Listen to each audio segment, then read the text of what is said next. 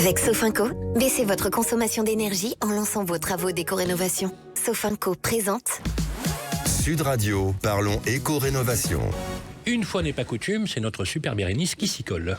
Et oui, avec Laurent Permas, directeur général de Sofinco Éco-Transition. Bonjour Laurent. Rebonjour Bérénice. Alors, cette semaine, un acteur inattendu entre dans le débat sur la rénovation énergétique, l'INSEE.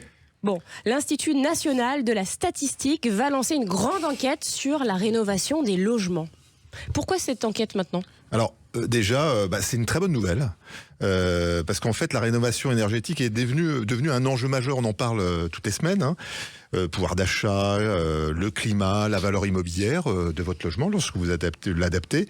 Mais pour prendre de bonnes décisions publiques, justement, il faut des données précises. C'est un peu du bon sens. On est revenu au bon sens en fait. Et l'INSEE va donc tout simplement mesurer quels travaux sont réellement réalisés, combien ils coûtent, comment ils ont été financés, et puis quels sont les freins rencontrés par les ménages.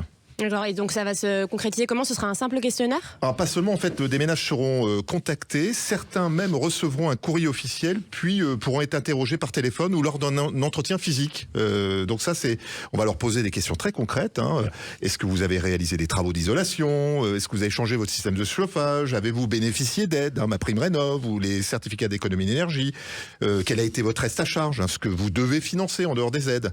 Et puis on se rassure, ce ne sont que des statistiques, c'est pas un contrôle. Non mais parce qu'on pense tout de suite à voilà, voilà, il y a pas de contrôle. D'accord, donc on peut être honnête. Et justement, en quoi ça nous concerne directement en fait ? En fait, ces résultats ils vont tout simplement influencer le niveau futur des aides. Vous savez qu'il y a eu un gros débat sur les 4,6 milliards pour ma prime rénov, ça a flotté. Les priorités budgétaires, ça permet de justement donner des prévisions claires, les obligations réglementaires. Les dispositifs d'accompagnement, c'est encore trop complexe aujourd'hui. Justement, c'est pour les simplifier. Et puis, si l'enquête, par exemple, montre que les ménages renoncent aux travaux à cause du reste à charge, c'est quel cas un ménage sur deux renonce à ses travaux, faute de financement proposé, d'accord ? Ou des démarches trop complexes, c'est aussi le cas. L'État va pouvoir justement ajuster ses dispositifs. Oui, alors petite question, est-ce qu'on est obligé de répondre ? Vous n'êtes obligé de rien, mais je trouve que ces enquêtes de l'INSEE, pour une fois, elles sont pas obligatoires, mais pour une fois, c'est l'État qui interroge. Donc c'est encadré. Vous avez des données qui sont anonymisées, vous n'avez aucune transmission à d'autres acteurs, il n'y a aucune conséquence individuelle. Et puis c'est un objectif de statistique, mais aussi pour pouvoir éclairer en fait l'administration sur ce qu'il faut faire. Alors on a parlé de fraude la semaine dernière sur ce plateau. Est-ce que ça peut être un terrain sensible justement ?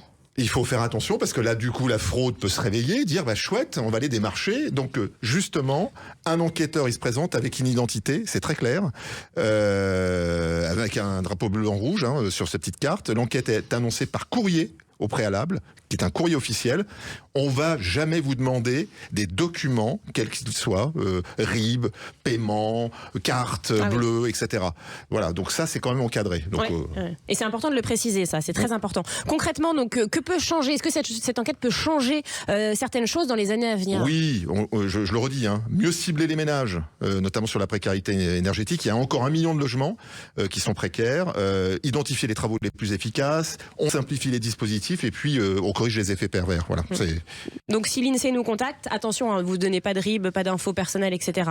C'est pas une arnaque, c'est pas un contrôle, c'est une photo nationale, c'est une photographie nationale et c'est important de la faire pour justement mieux accompagner les décisions de l'État, les budgets et la simplification administrative. On en a besoin. Merci beaucoup Laurent Permas.